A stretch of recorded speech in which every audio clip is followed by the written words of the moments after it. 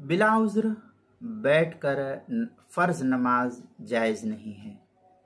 चुनांचे जो शख्स खड़े होकर के नमाज पढ़ने पर कादिर हो, उसको मुकम्मल कुदरत है कि मैं खड़े होकर के मुकम्मल तरीके से नमाज अदा कर सकता हूँ, तो उसके लिए फ़र्ज़ या वाजिब नमाज बैठ कर के पढ़नी किसी हाल में भी जायज़ नहीं है। कोई तकलीफ़ है, कमर में दर्द है, घुटने में दर्द है, या कोई और उज़्र है तो उसका हुक्म अलग है।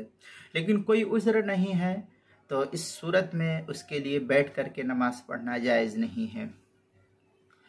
बाज़ हज़रात ट्रेन में सफ़र करते हैं, तो ट्रेन के सफ़र में बिला उज़्र सीट पर बैठे बैठे नमाज पढ़ लेते हैं, उनकी ये नमाज दुरुस्त नहीं होती है।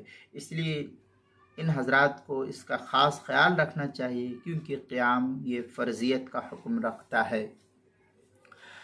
अलबत्ता नफिल नमाज बैठ कर के बिला उज़्र भी दुरुस्त है, गरचे इसमें सवाब कम मिलेगा, लेकिन ये जायज़ है।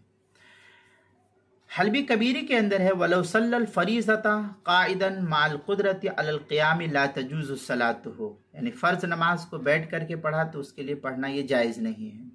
हल्बी कबीरी सफ़ा 261।